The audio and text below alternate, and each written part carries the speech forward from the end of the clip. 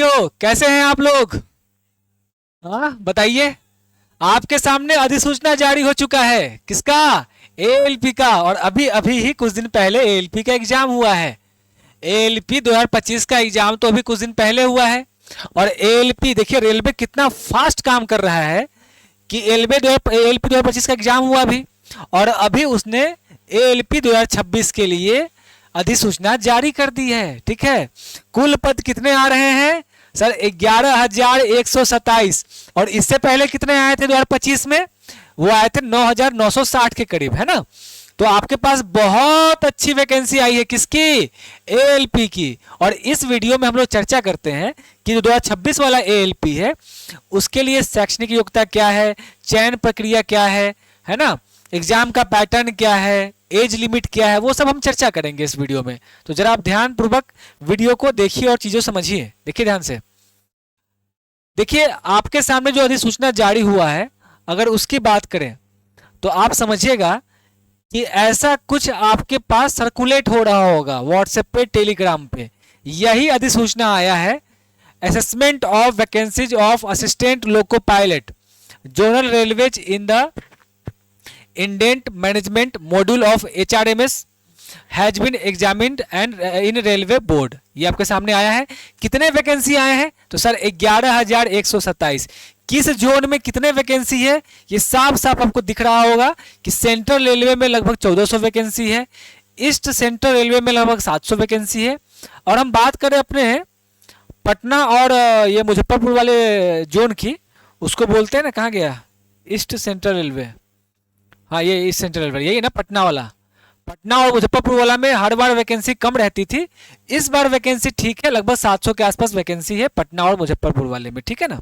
अगर हम आगे चर्चा करें इसके बारे में तो आपको ये बात समझ में आ गया कि पूरा कुल कितने वैकेंसी है भाई?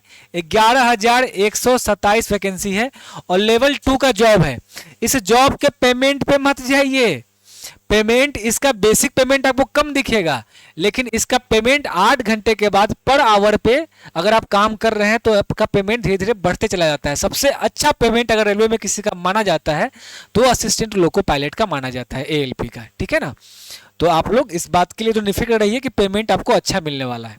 अब ध्यान दीजिएगा, अगर हम बात करते हैं सबसे टॉप मोस्ट वैकेंसी किस किस में है, तो आप देखेंगे ईस्ट कोस्ट रेलवे वाले बोर्ड में आपके लगभग 1625 वैकेंसी है। साउथ ईस्टर्न रेलवे में 1531 वैकेंसी है। सेंट्रल रेलवे में लगभग 1400 वैकेंसी है। और नदर्न ईस्ट फ्रंटियर रेलवे में कितने वैकेंसी है सर? 1276 वैकेंसी है। सबसे कम वैकेंसी कहाँ है सर? सीडब्ल्यू में। चितरंजन लोकोमोटिव वाला में सबसे कम वैकेंसी है। कितनी है भाई? उसमें वैकेंसी है 6। ठीक है ना। ये आपको वो डिटेल्स जो अधिसूचना जारी हुआ है उसमें आपको समझ में आ जाएगा पढ़ के। ठीक है। अब बात करते हैं हम लोग क्या, अब हम लोग बात करते हैं कि इसकी एज लिमिट की। जो पिछले बार वैकेंसी आई थी उसके अनुसार अगर हम लोग अध्ययन करें तो पता चलता है कि ये जो एज लिमिट लेता है वो कब तक लेता है भाई? 1 जुलाई तक। उसने पिछले साल 1 जुलाई 2025 तक लिया था। इस बार की बात करेंगे तो वो 1 जुलाई 2026 की तक लेगा आपका। और इसका एज लिमिट क्या होता है सर? एज लिमिट होता है 18 से 30 साल। 18 से 30 साल जो एज लिमिट है वो जनरल कैटेगरी के लिए है। ठीक है ना। लेकिन वही अगर हम ओबीसी की बात करें तो ओबीसी को जो है 3 साल का एज रिलैक्सेशन मिलता है, एज की छूट मिलती है 3 साल की। यानी कि अगर आप 30 साल के बाद 33 साल तक भी अगर ओबीसी वाले हैं तो वो इस फॉर्म को फिलअप कर सकते हैं। उसी तरह एससी एसटी वाले को छूट मिलती है 5 साल की। और एक्स सर्विसमैन वाले जो होंगे उनको छूट मिलेगी 3 साल की। ठीक है ना। वैसे तो एज लिमिट 18 से 30 साल के बीच का ही है, लेकिन वो जनरल कैटेगरी के लिए है। बाकी के लिए आपको समझा दिए हैं कि आपकी एज लिमिट क्या होनी चाहिए। ठीक है। इस तरह हम आगे बढ़ते हैं तो हम लोग देखेंगे कि हमारी शैक्षणिक योग्यता क्या चाहिए, क्राइटेरिया क्या होनी चाहिए आपकी पढ़ाई की। तो समझिएगा ध्यान से। अगर आपने आईटीआई किया है, आईटीआई किया है कहाँ से भाई? एनसीवीटी मान्यता प्राप्त या एससीवीटी से। और जो भी आपका ट्रेड है, फिटर है, इलेक्ट्रिशियन है, मैकेनिकल है, डीजल है, जो भी है, अगर आप इससे आईटीआई किए हुए हैं तो आईटीआई वाले के लिए तो बोलिए, तो एलपी का जो वैकेंसी होता है ना वो घी का बना लड्डू है आपके लिए। ठीक है ना। क्योंकि आईटीआई वालों के लिए बहुत बढ़िया और बहुत बड़ी अपॉर्चुनिटी कौन सी है भाई, ये आपका एएलपी का वैकेंसी। तो अगर आप आईटीआई किए हुए हैं इन सब मान्यता प्राप्त जगह से तो आप इस फॉर्म को फिलअप कर सकते हैं। आपने एक्ट अप्रेंटिस किया हुआ है तो भी आप इस फॉर्म को फिलअप कर सकते हैं। और बच्चे आपने अगर डिप्लोमा या डिग्री किया है, आपने इंजीनियरिंग किया या डिप्लोमा किया है किसमें, मैकेनिकल से, इलेक्ट्रिकल से, जिससे भी आप डिग्री किए हुए हैं, तो आप इस फॉर्म को फिलअप करने के लिए एलिजिबल है। ठीक है ना, तो अपना आप मेरिट चेक कर लीजिएगा, फिर आप इस फॉर्म को फिलअप कर सकते हैं। और देखिएगा ध्यान से आगे। अब अगर हम बात करते हैं इसके एग्जामिनेशन फी की, परीक्षा शुल्क की, तो अगर आप जनरल से है या ओबीसी से है या फिर ईडब्ल्यूएस से है ना, तो आपको फीस जिस समय में फॉर्म फिलअप करेंगे ना बच्चे, उस समय तो 500 रुपये लगेगा। लेकिन अगर आप सीबीटी 1 में उपस्थित हो जाते हैं तो आपको 400 रुपये वापस भी आपके अकाउंट में चले आएंगे। तो कोशिश कीजिएगा कि जब फॉर्म फिलअप कर रहे होंगे तो अकाउंट नंबर वही दीजिएगा जो आपका हो। ऐसा नहीं कि जहां फॉर्म फिलअप करवाने जाएंगे उस आदमी का अकाउंट नंबर डलवा दीजिएगा तो 5 लाख का पैसा उसी के अकाउंट में चला गया।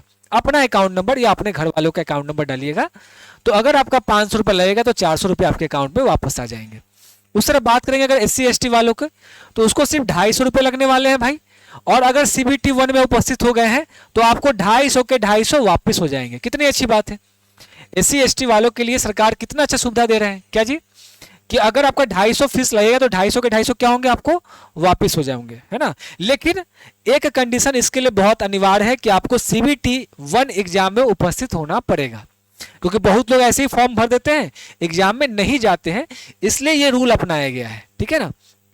अब आगे हम बात करते हैं नेक्स्ट स्लाइड पे, तो हम बात करते हैं कि चयन, इसके लिए चयन की प्रक्रिया क्या है उसकी हम बात करते हैं। तो चयन के लिए आप देख पाएंगे भाई, चयन के लिए देख पाएंगे आप कि पहले हमको CBT 1 देना पड़ेगा। आप CBT 1 क्वालिफाई करेंगे, उसका कट ऑफ पार कर जाएंगे, तो आपके लिए फिर दूसरा एग्जाम होगा CBT 2।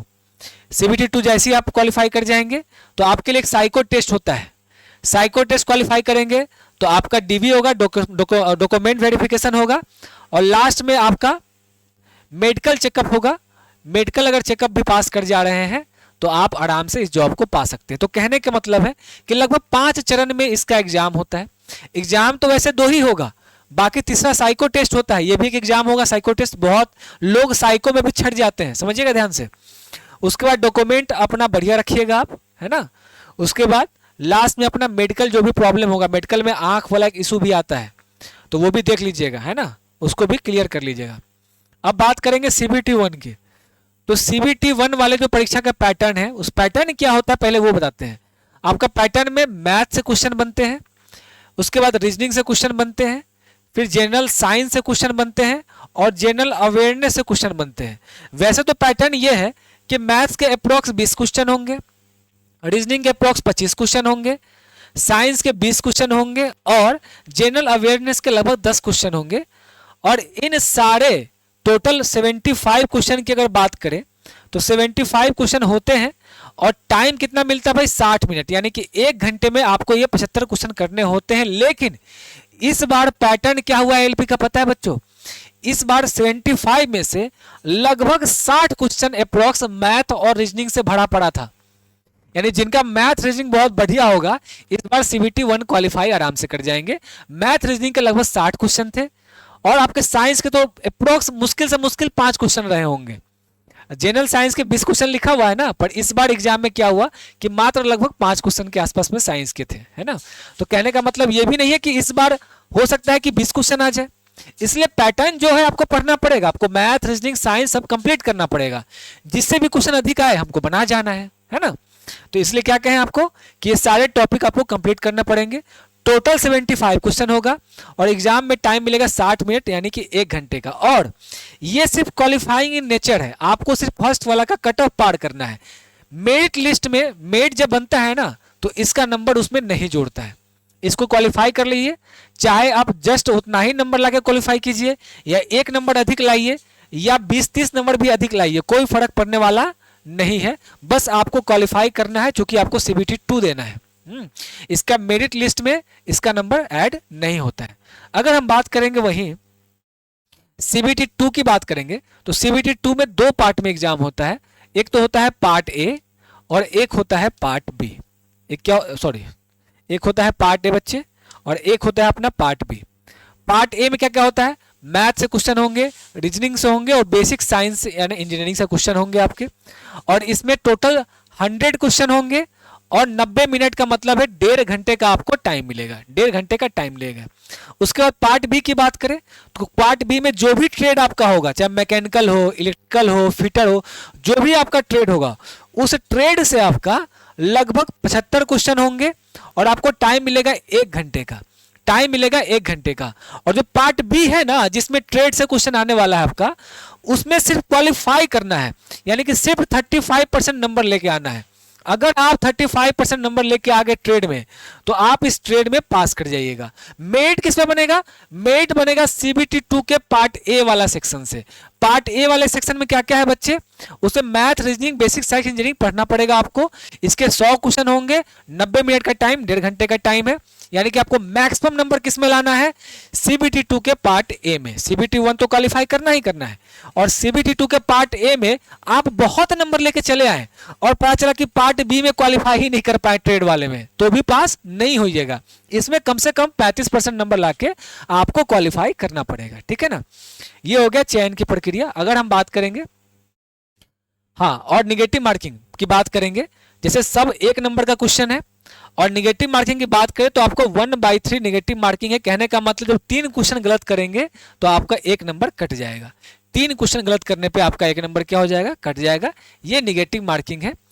और मार्क्स में आपका नॉर्मलाइजेशन लागू हो जाएगा, ये तो मालूम होगा आपको। उसके बाद परीक्षा सभी क्षेत्रीय भाषा में उपलब्ध होगी, यानी कहने का मतलब है इंग्लिश तो होगा ही होगा, उसके साथ में आप चाहें तो उसको हिंदी में दे सकते हैं, मराठी में, जिस जो भी आपको लैंग्वेज आता हो उस भाषा में आप उस एग्जाम को दे सकते हैं, ठीक है। अब बात करते हैं तैयारी की। तैयारी कैसे करें, हाँ एक बात और, मेडिकल जांच की बात करें तो उसमें ना A1 का जो जांच होता है इसमें बहुत इंपॉर्टेंट होता है, वो होता है आंखों की जांच। आपसे आंखों की जांच करवा के गवर्नमेंट हॉस्पिटल से मंगवाएगा उसका सर्टिफिकेट आपसे, तो अपने आंखों को सही रखिएगा। अगर आंखों में प्रॉब्लम है तो अभी से ही उसको ठीक कर लीजिए। चुकंदर खाइए, गाजर खाइए, बोलते हैं ना कि हरे घास पे नंगे पैर चलना चाहिए, तो वो भी कीजिए। 6/6 आपका जो भी है, आप मेडिकल कंडीशन जो भी है वो हम अगले वीडियो में बताएंगे आपको, वो तो कंप्लीट करना ही करना है ना। उसके बाद सर आप तैयारी क्या आज से शुरू करें, बिल्कुल।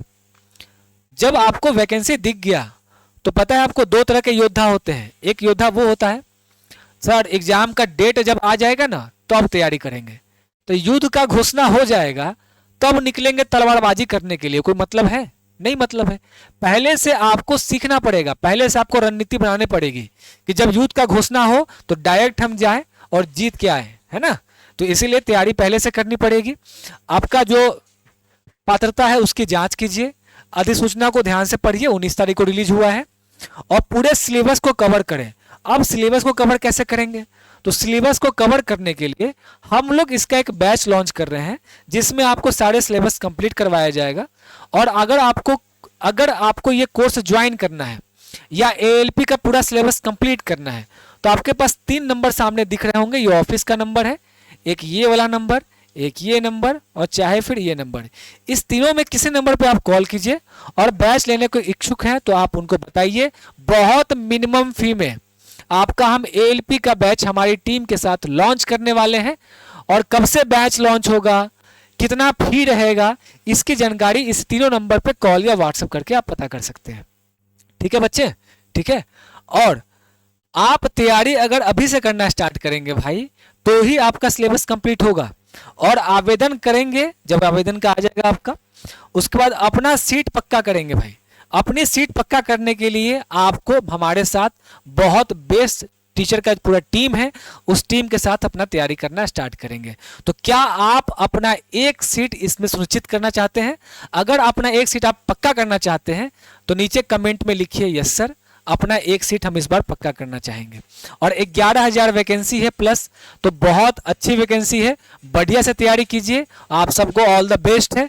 कोई भी प्रॉब्लम हो कोर्स के रिगार्डिंग तो इस 3 नंबर आपके पास है, स्क्रीनशॉट ले लीजिए और इस पर कॉल करके जो भी समस्या का आपका समाधान हो जाएगा, ठीक है ना। तो मिलते हैं फिर नेक्स्ट वीडियो में और सब चीज़ों के साथ। तो आज के लिए यहीं पे इस वीडियो को खत्म करते हैं। तो आप सभी बच्चों के लिए जय हिंद।